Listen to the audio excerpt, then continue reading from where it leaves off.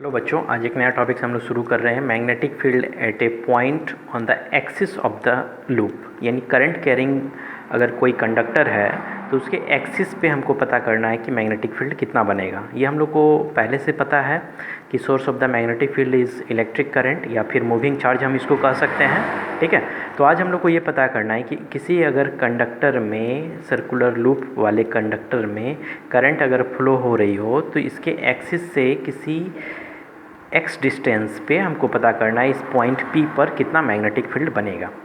ये तो अपने आप में एक शॉर्ट क्वेश्चन है जो हम लोग अभी सॉल्व करेंगे इसको। ठीक है, फिलहाल इस पेज पे जो भी हम लोग कर रहे हैं उसको रफ समझेंगे, उसके बाद हम लोग इसके नोट्स पे भी चलेंगे।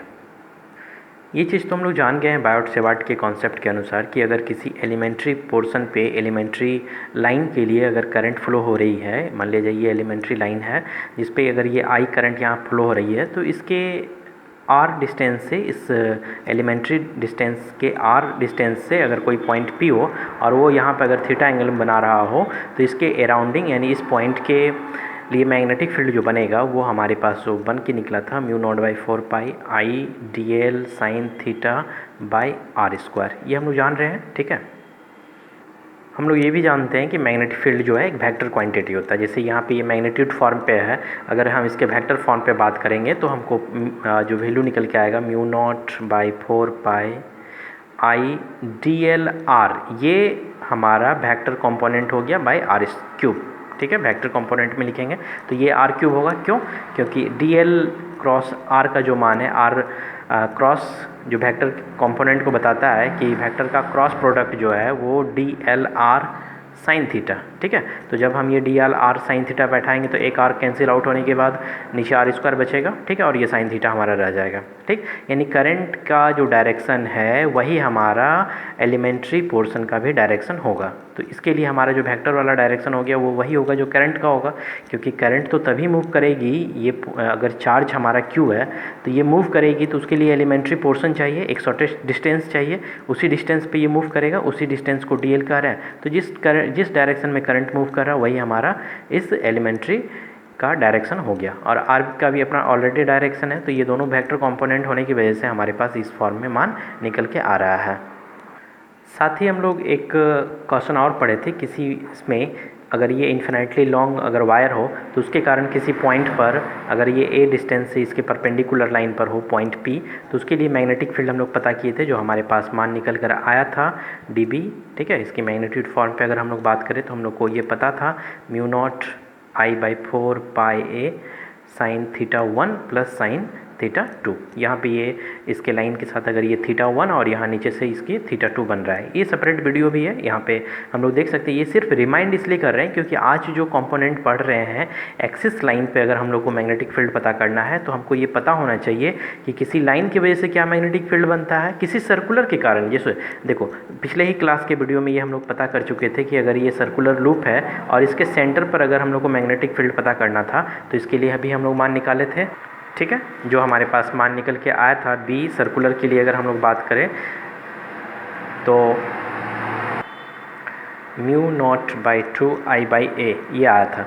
अगर यही हम बी सेमी सर्कुलर के लिए बात करें, मान लीजिए इसको हम हाफ कट कर देते हैं, उसके कारण इस सेंटर पे क्या मैग्नेटिक फील्ड बनेगा, तो ये भी देखे थे। सेमी सर्कुलर के लिए अगर हम बात करें तो μ0/4 यहाँ पे हो गया था, I/a ये हमारा रिजल्ट निकला था। साथ ही एक केस और देखे थे क्वाड्रेंट के लिए, मान लीजिए इसको और हम छोटा कर लेते हैं। एक ये क्वाड्रेंट वाले हिस्से के लिए अगर मैग्नेटिक फील्ड का बात करें तब हमारे पास बी क्वाड्रेंट के लिए जो मान आया था, ठीक है, वो हमारे पास था μ0/8 I/a। ठीक है, ये सारा सेपरेट वीडियो है, सभी का देख लोगे तभी ये आज का पोर्शन ये समझ में आएगा। ठीक है, ये सारी बातें तो पिछले क्लासेस की वीडियो की हो गई, लेकिन आज हम लोग मैग्नेटिक फील्ड पता करने वाले हैं एक सर्कुलर लूप के एक्सिस पे। चलो देखोगे यहाँ पे, इसको हम लोग रफली समझ लेते हैं। पहले यहाँ एक ये सर्कुलर लूप हम बना रहे हैं। ठीक है, ये सर्कुलर लूप का ये सेंटर हो गया। ठीक, और इस सेंटर से मान लिया जाए कि x डिस्टेंस पे कोई पॉइंट हमारा P है और इसी P पर मैग्नेटिक फील्ड पता करना है कि इस सर्कुलर लूप के कारण क्या होगा। तो सर्कुलर लूप में हम क्लॉकवाइज जो है वो करंट का डायरेक्शन ले लेते हैं, एंटी क्लॉक भी ले सकते हैं। तो क्लॉकवाइज में लेने पर क्या होगा कि जो मैग्नेटिक फील्ड का डायरेक्शन बनेगा वो invert of the point P बनेगा। ठीक है, ये बातें हम लोग पिछले क्लासेस में पढ़े हुए हैं। चलो मान लिया जाए कि करंट का किसी एक एलिमेंट पे हम बात कर रहे हैं, वो यहाँ पर है, ये ए भी एक स्मॉल एलिमेंट है जिसकी जो वैल्यू है वो DL है। ठीक है, तो इस करंट की डायरेक्शन क्या होगी, जैसे यहाँ पे अगर हम बात करेंगे तो कुछ ऐसे ही ये चला जाएगा, ये करंट का डायरेक्शन के साथ ये DL का भी डायरेक्शन हम लोग को पता चल गया। ठीक, हम लोग को ये पता है कि कोई भी पॉइंट जो होगा जहाँ पे मैग्नेटिक फील्ड हमको पता करना रहता है, वो DL और उस सेंटर से जो दूरी होती उसकी जो डिस्टेंस है उस एलिमेंट्री एरिया से उसके क्रॉस प्रोडक्ट के इक्वल होता है। जैसे इसको हम लोग समझ लेते हैं, पहले ये मान लिया जाए ये रेडियस A है इसका, और यहाँ से ये जो दूरी है इसको हम स्मॉल r मान लेते हैं कि ये r दूरी पर है। तो ये पता करना है कि यहाँ पे क्या एंगल बनेगा। हालांकि यहाँ पे 90 डिग्री बन रहा है, ये हम लोग को पता है कि किसी भी पॉइंट से अगर यहाँ इस सर्कल को टच कर रहा है तो उसको सेंटर से मिलाने पे 90 बनता है, लेकिन उसको हम लोग अलग तरह से एक्सप्लेन करेंगे। जैसे देखो यहाँ हम लोग को ये पता है कि बाय द बायोट-सेवर्ट लॉ के अनुसार कि जो मैग्नेटिक फील्ड बनता है उसकी मैग्नीट्यूड होती है IDL sin theta by r²। ठीक है, लेकिन अगर हम लोग वेक्टर फॉर्म पे बात करते हैं तो यही मान हमारा बन जाता है μ0/4π IDL cross r bye r³। ठीक, इसका ये मतलब है कि जो DB जो है वो परपेंडिकुलर ऑफ द DL भी है। ठीक है, एंड DB जो है वो परपेंडिकुलर ऑफ द R भी है, यानी ये दोनों स्थिति में 90 डिग्री बनाता है। मतलब अगर ये सीधा लाइनिंग जाता है तो यहाँ पे भी ये 90 डिग्री बना रहा है, और इसकी डायरेक्शन क्या होगी, जैसे डायरेक्शन हम लोग राइट हैंड थंब रूल से निकालते हैं। जैसे अगर हम इस पॉइंट पे बात करें तो अगर पॉइंट पे P पे अगर गौर करो तो हमारे इस डायरेक्शन के लिए पॉइंट P के लिए जो डायरेक्शन है वो ऐसे बनेगा, ये बन गया डायरेक्शन। तो यहाँ के साथ ये जो एंगल बनेगा ये भी 90 डिग्री बनेगा। ठीक है, तो ये हमारा 90 डिग्री हो गया, यहाँ पे भी 90 डिग्री हो गया। तो बायोट-सेवर्ट के मैग्नीट्यूड पे अगर हम बात करते तो DB के लिए हमारे पास जो मान निकल के आता वो IDL DB इक्वल हो गया μ0/4π IDL बाय r²। ठीक है, sin 90 का मान 1 हो गया, ये हम लोग पुट करते हैं। लेकिन फिलहाल हम लोग को ये देख लेना है कि मान लिया जाए कि इस एक पोर्शन के लिए ये 90 डिग्री बना रहा है, मान लिया जाए यहाँ पे अंदर का कॉन जो है वो थीटा बना रहा है। ठीक है, अब हम इसी ऐसा ही एक एलिमेंट्री पोर्शन यहाँ से ले लेते हैं, तो ये एलिमेंट्री पोर्शन के कारण भी यहाँ पर एंगल बनेगा। ठीक है, ये भी इसके लिए 90 डिग्री का कौन प्लॉट करेगा, जैसे अगर हम यहाँ इसको मिला दें तो ये हम भी हमारा 90 डिग्री बन गया। यानी इस पॉइंट P के लिए मैग्नेटिक फील्ड जो बनेगा इस एंड से, मान लीजिए इसका नाम हमारा C और D अगर हम रख लेते हैं, तो इस C और D के लिए जो हमारे पास मैग्नेटिक फील्ड बनेगा उसका एक जो एंगल है जो 90 डिग्री बनेगा वो DL के साथ यहाँ पे बन गया। लेकिन R के साथ कैसे बनेगा, क्योंकि ये भी R ही है हमारा, तो ये R के लिए भी ये परपेंडिकुलर होगा, तो ये हमारा परपेंडिकुलर का लाइनिंग बन गया। ठीक है, मतलब ये ब्लैक वाले को अगर हम ब्लैक के साथ मैच करें तो ये अपने आप में यहाँ 90 डिग्री का एंगल बना रहा है। ठीक है, लेकिन ये स्मॉल एंगल थीटा है तो यहाँ से भी ये थीटा ही होगा, क्योंकि जो सर्कल है उसके लिए पॉइंट P की सारी डिस्टेंस इक्वल होगी, तो इक्वल होगी तो सेंटर से एंगल भी वो इक्वल ही बनेगा, तो नीचे भी थीटा बन रहा है ऊपर भी थीटा बन रहा है। चलो अब हम ऐसा करते हैं कि कोई भी मैग्नेटिक फील्ड का अगर हम लोग देखते हैं तो मैग्नेटिक फील्ड हमारा वेक्टर फॉर्म है, तो वेक्टर फॉर्म का दो कंपोनेंट होता है, उसमें एक साइन थीटा का कंपोनेंट और एक कॉस थीटा का कंपोनेंट होता है, तो वो चीज़ हम लोग फाइंड कर लेते हैं। ठीक है, यहाँ पे एक ये ऐसा लाइन है जो इस एक्सिस के सेंटर के साथ ये परपेंडिकुलर बना रहा है, यानी अगर हम इसको रेड लाइन से अगर इंडिकेट करें तुम्हारे लिए तो तुमको ये पता होना चाहिए 90 डिग्री बना रहा है, तो ये हमारा 90 डिग्री बन गया, नीचे से ये 90 डिग्री बन रहा है, तो ये एक्चुअली ये होगा कितना, तो इसको हम लोग सॉल्व करने के लिए क्या करते हैं, जैसे देखो यहाँ पे ठीक से ये 90 डिग्री को मान लिया जाए हम ये नीचे वाले पोर्शन को अटैच कर लेते हैं, तो नीचे वाले पोर्शन को अटैच करेंगे तो हमारा क्या हो जाएगा 90 प्लस थीटा हो जाएगा। ठीक है, और ऐसा करते हैं कि यहाँ से जो ये ब्लैक वाला लाइनिंग गया था इसको इसमें अटैच कर लेते हैं, क्योंकि हम तो घूम फिर के इसी लाइनिंग से पूरा एंगल का बात कर रहे हैं। ऊपर से आए तो हमारे यहाँ इस लाइनिंग तक 90 डिग्री बन गया, नीचे थीटा ले लिए, ये हो गया। यहाँ नीचे से गए तो यहाँ तक तो ये 90 डिग्री था, और ये छोटा सा वैल्यू मान लिया जाए कि हम y मान लेते हैं। ठीक है, तो ये हमारा क्या हो गया 90 प्लस y हो गया। ठीक, यानी ये 90 कटने के बाद पता चल गया कि ये y भी क्या बन रहा है थीटा, यानी इसका मतलब है कि इस पोर्शन में भी हमारा एंगल क्या बन रहा है थीटा।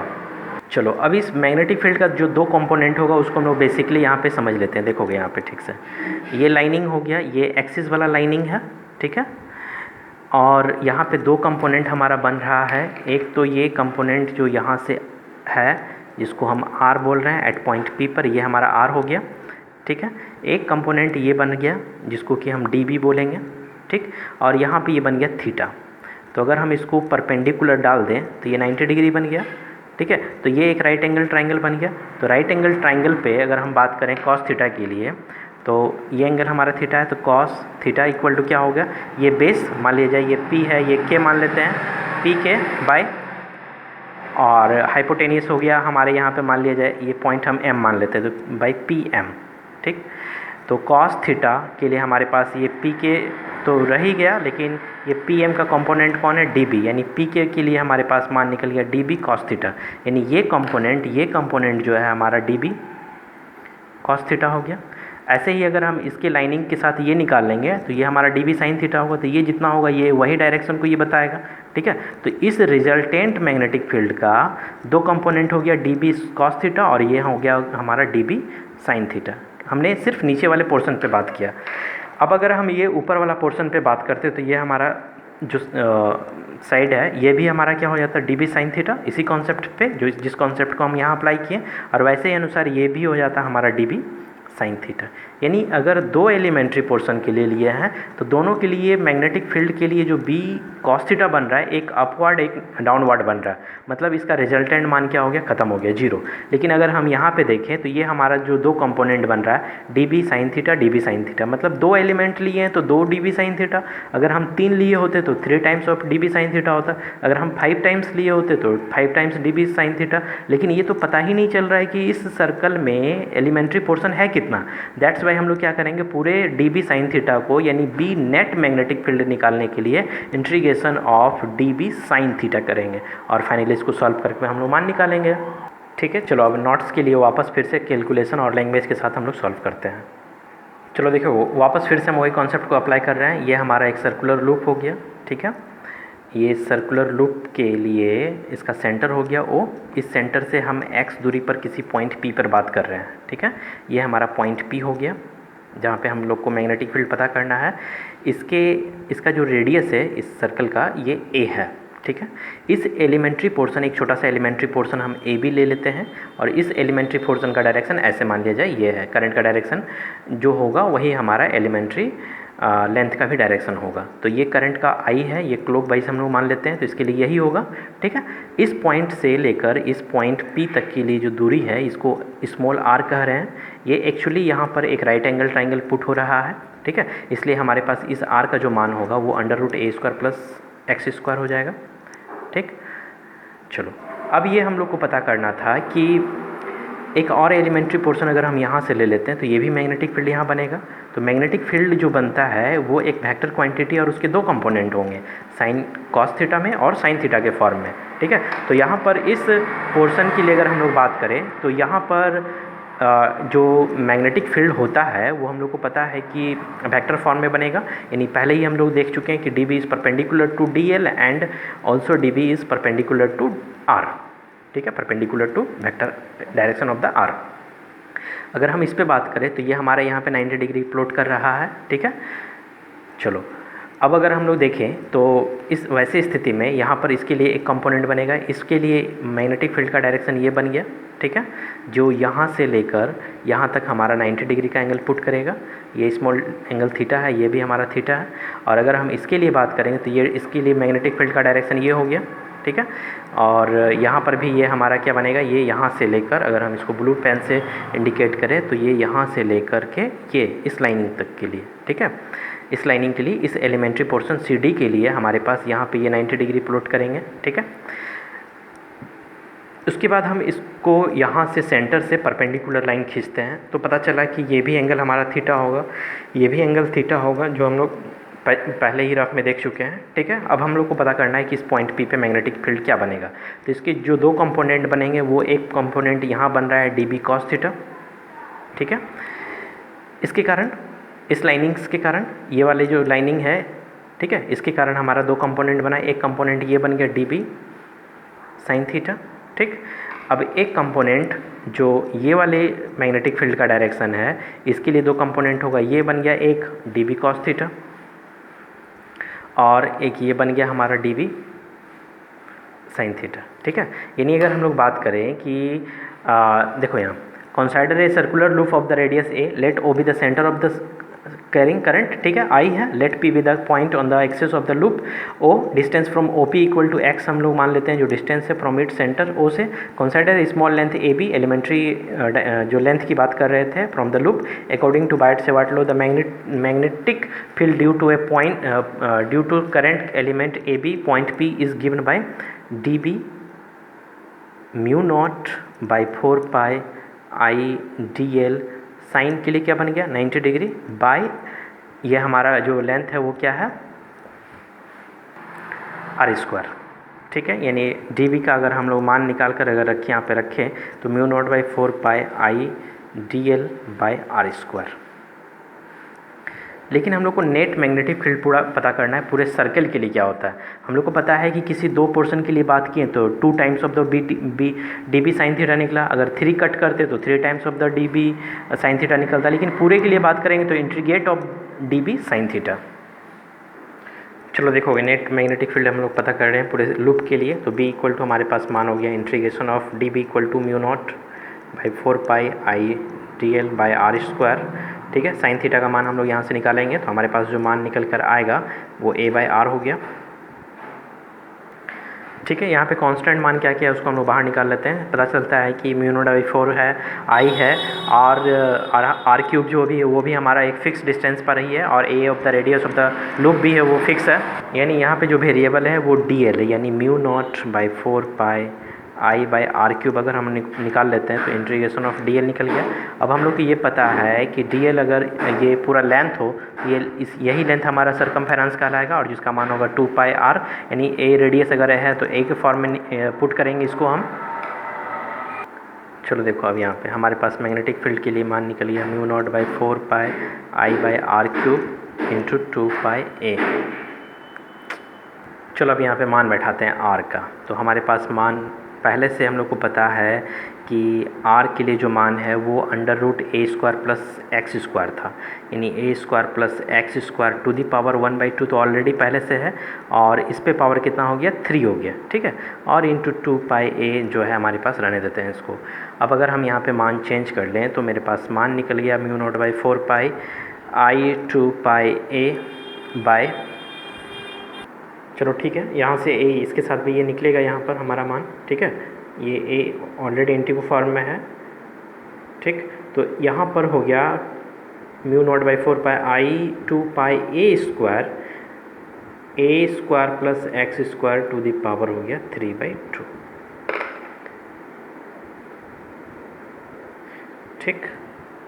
यहाँ से हम सॉल्यूशन को 2 पार्ट में बांट देते हैं, एक पार्ट हम यहाँ पे सॉल्व करेंगे, ठीक है, और एक पार्ट इसके नीचे हम लोग सॉल्व कर रहे हैं। देखोगे यहाँ अब अगर हम यहाँ से देखें तो 4 पाई इसके साथ कट के हमारा 2 हो रहा है, तो यानी b इक्वल टू मेरे पास मान निकल गया म्यू नॉट बाई 2, ठीक है, I a square by A square plus x square to the power 3/2 हो गया, ठीक है। लेकिन अगर हम मैग्नेटिक फील्ड मान लो स्पेशल केस पे बात करते हैं, magnetic field at centre of the loop, at centre of the loop अगर हम बात करें तो वैसे स्थिति में x का मान क्या हो जाएगा, वो हमारा 0 हो जाएगा, ठीक है।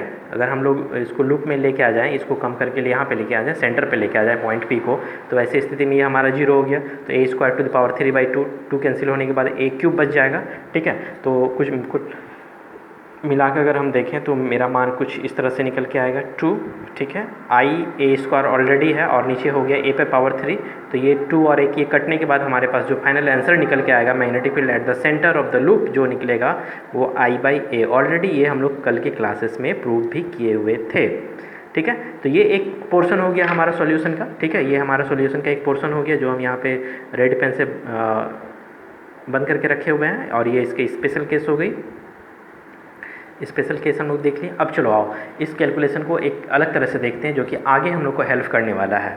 फिलहाल हमारे पास जो मान निकल के आया था वो b equal to mu naught by 4 pi I 2 pi A square by A square plus x square to the power 3/2 है।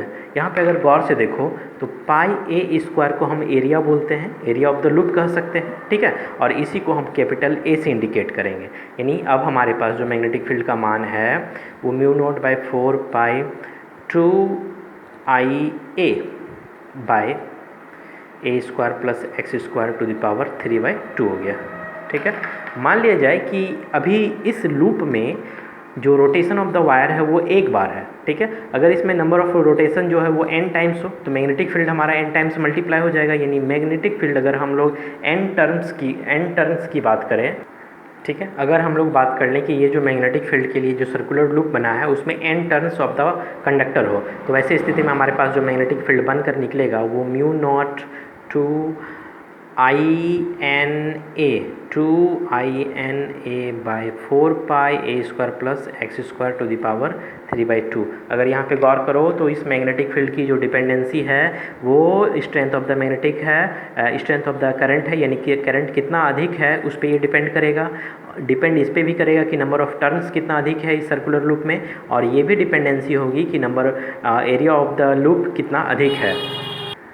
इसका मतलब है magnetic field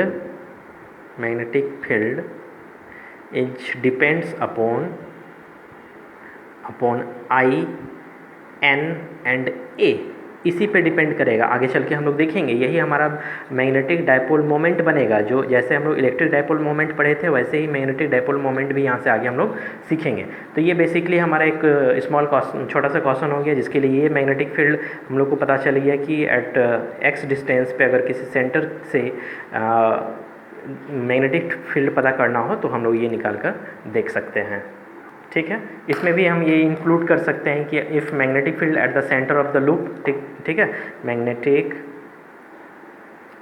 field at centre of loop अगर हम लोग को पता करना हो तो वैसे स्थिति में x का मान कितना हो जाएगा 0। तब ये कैलकुलेशन हमारा देखो कैसे बन जाएगा, ये तो 0 हो गया, a टू द पावर 2 है तो ये कैंसिल आउट होने के बाद 3 हो जाएगा, यानी मैग्नेटिक फील्ड जो निकलेगा वो mu naught by 4 pi 2 I N A by A cube. ठीक, ये भी हमारा एक फॉर्म हो गया। चलो, ये सारी कुछ तो बातें हो गई। अब नेक्स्ट क्लास में हम लोग यहाँ से आगे चलकर एम्पेयर्स के सर्किटल लॉ को पढ़ेंगे। ठीक है, इसको नोट्स में कन्वर्ट कर लोगे। आई होप कि रफ में भी समझाए हैं और यहाँ पे नोट्स में लिख कर भी समझाए हैं, तो कम से कम 2 बार देखोगे तभी सारी बातें तुमको क्लियर हो जाएगी। एक बहुत इंटरेस्टिंग और मैथमेटिकल क्वेश्चन है जो कि हम लोग को आगे हेल्प करेगा सॉल्व करने में। अलग अलग क्वेश्चन इससे न्यूमेरिकल्स भी बनेंगे। जब ये चैप्टर कंप्लीट होगा तो वहाँ पे हम लोग न्यूमेरिकल्स भी देखेंगे जो इसी बेस पर बनेगा। नेक्स्ट वीडियो हम लोग आगे देखेंगे।